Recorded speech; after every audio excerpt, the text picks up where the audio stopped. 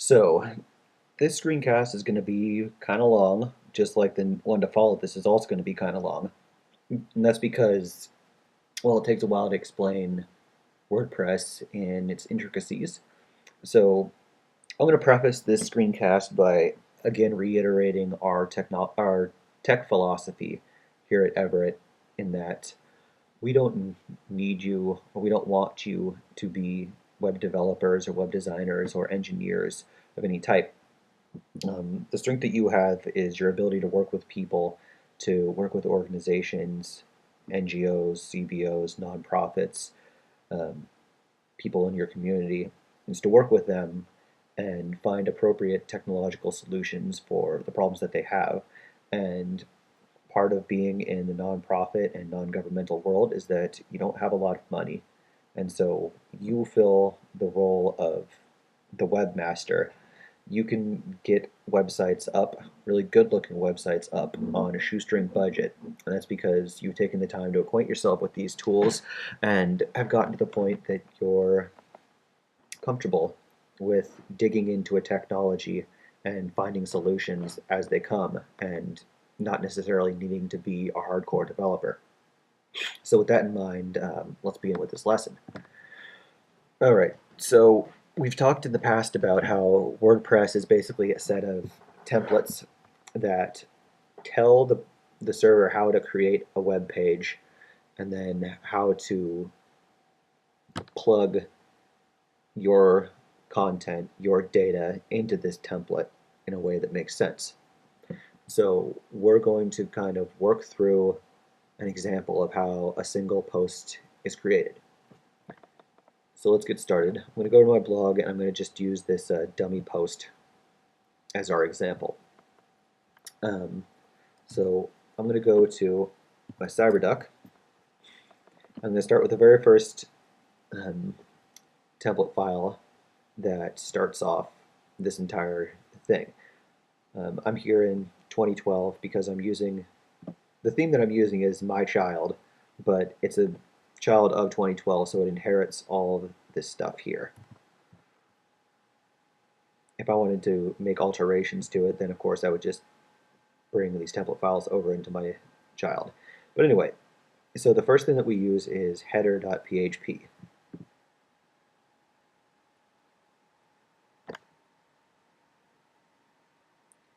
And it will load. Okay, I lost my connection. I just need to make a new one. That happens. Or not. Oops. Jumped the gun. By the way, I highly recommend making these little favorites here on CyberDuck on your home computer to make things a lot easier. So where were we? Example 1. WP content. Themes. 2012. Alright, so like I said, the first thing that we're going to use is header.php. And one of the nice things about 2012 is that since it's created by WordPress, the WordPress Foundation, then they would like it to be sort of a gateway, an entry point into theme development and theme design. So I think basically all of these have these nice little commented sections at the beginning that will tell you the purpose of this particular template. So the header template for our theme displays all of the head section and everything up till the div ID equals main. Now, div ID equals main should be familiar to you because in previous lessons or previous homework assignments you were asked to identify the main div, the main ID main div. You sound really weird when you say them out loud. Code is like that, huh? But the div that had ID main and then give it a border and some background color or whatever. You remember back to when you revealed the div container structure of your theme. But anyway, the point of that rant was that WordPress is really nice to you and it tells you what each template is going to do. So let's look through this and see if we can find things that are familiar to us, and we're also going to find a lot of things that are not familiar. And as we go through it, we're going to look at the source code of this live page. So every professional HTML page, it always starts with doc type. HTML, so let's see if we can find that. Oh, look, there it is. What do you know? This stuff, pay it no bother. That's just little fail safes that they have to build in case someone's using Internet Explorer, because Internet Explorer sucks. Head, we're familiar with that section. Let's see. Oh, head, right there. Meta char set, it's saying what kind of character encoding we're using. Here's just a bunch of kind of meta information and links and things that we won't go through, because as you can see, there's a whole bunch of them. These are just basic things, like it's linking to the style sheet. Oh right, there's one right there. It's linking to the style sheet. It's linking to a couple of JavaScript files. It's creating the RSS feed. A bunch of stuff that we don't really need to talk about or look at. So let's just skip down. There's the end head. There's the end of the head right there. See? So there's two things, or a few things that you should be able to recognize, that even though this is a PHP file and there's a whole bunch of code that you don't understand, there are still little bits in there that you do. So body, you've seen body before. You've made that in every one of your hand-coded websites. Div ID equals page, and then right below that is the header. I'm collapsing or uncollapsing all of these so that we can kind of just look at these all at once. So here on the live page, we see that there's ID equals a div with ID equals page. That's another one that you should be familiar with. Header, ID equals masthead, site header, blah blah, HG group or H group, and then inside of it we have the site title and the site description. See these guys, site title and site description. And sure enough, we see the exact same thing up here in our header.php. This is where the page gets created. Forget about the actual content. Forget that it says example 1 or exemplary example or these menu items or even the content of the post. Forget about all that stuff and just see the structure that's being created by this template file. So it's creating the divs, it's creating headers. It's just saying that here is going to be a header with the class site title. And then the stuff in the middle, we'll talk about this in a future video, but basically the template says, okay, create a H1, and then in the middle there's going to be the actual text. It's going to make a call to the database. And again, we'll talk about that later. Don't worry too much about it right now, but it's going to make a call to the database and see that the site's title is actually example 1, and then it'll spit out that bit of text and then also make it a link to our homepage. Same thing goes with the site description. Skip down even further, we got the site navigation. This is where it creates our navigation menu. This line of code actually makes the navigation menu. By the way, I can't give you any bonus points or anything, but if someone can tell me what this does, then you'll get a gold star. These two lines right here. Right, blah, blah, blah, keeps going. There's the end of the masthead. There's the site navigation, tab menu, blah, blah, blah. End of the header. And so now it starts div ID equals main. So this is like the main body of the post. This stuff was the header of the site. So it's got the site title, the description, the navigation bar. This is the same for basically every page on my site. It's always going to have the same head, but then it's this right here, this stuff in the main div that actually gets changed. So that means that we've reached the end of the header.php. So it's done its job. It's now time to go to the next thing. And so the next thing is single.php, because we're on a single post right now. And again, here's WordPress being a nice guy and saying the template for displaying all single posts. As we talked about in our different WordPress page types, video and text. This, as you know, is a single post. This is an archive post, or this is an archive page. This is a single page. So let's look at what we're dealing with. There's another one of those, main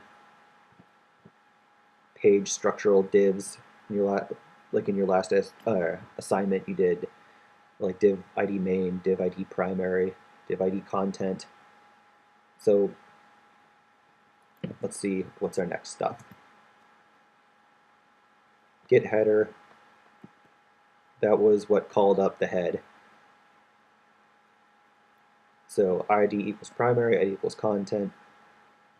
This thing, don't worry too much about. This is called the loop. A loop is a concept in scripting languages and programming where it basically says do a thing until a condition is met. And so the loop, this is not really something you need to know, but just as background, this is the WordPress loop. It's saying as long as there are posts, display the posts until a certain condition is met.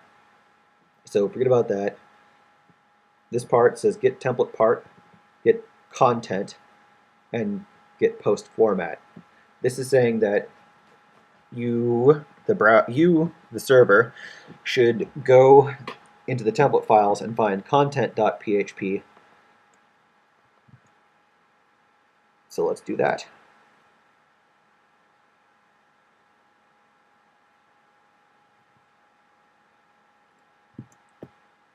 This second part says content get post format. I haven't messed with these very much, so I don't know that much about different post formats. But I can show you that this is one that WordPress introduced in the last couple of years of different post formats. It's like it can be an aside, an image, a quote, a status. These are just like standard ways of differentiating between your different types of posts. But it's just a standard post, so we're just going to go to content.php. As you can see over here, like content status, content quote, content page, content none. It's all those different post types. But this is just a regular post, so we're going to do content.php.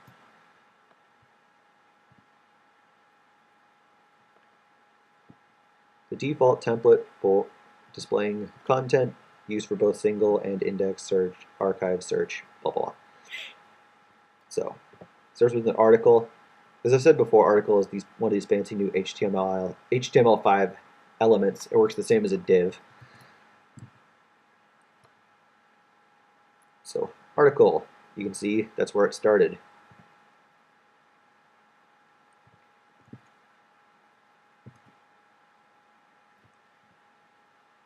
Okay, sticky, featured post, blah, blah, blah.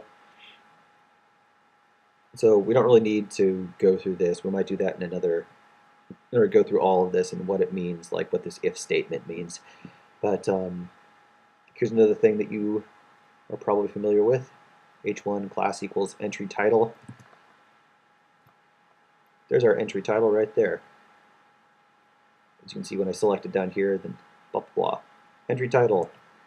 Over here is where that gets created. This right here, you might wonder why it says entry title twice. Why it says like, okay, produce an H1 with the class entry title right here.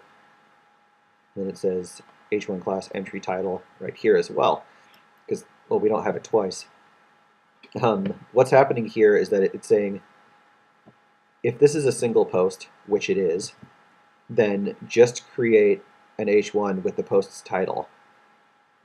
If it's else, which means like if it's not a single post, which would mean like if it's an archive page or a search page or just the regular index blog page, then it would create the entry title, but that would also be a link to the single blog post page. So there's a bit of programming for you. So blah, blah, blah, blah, blah, blah, blah. These are just telling it like what it should do if it's a different type of page.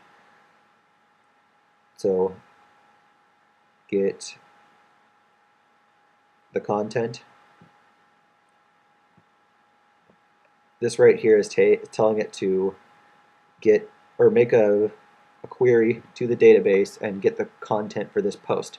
Again, we'll talk. We're going to walk through in a later video in great painstaking detail all these different queries that it's making, but don't worry about that right now.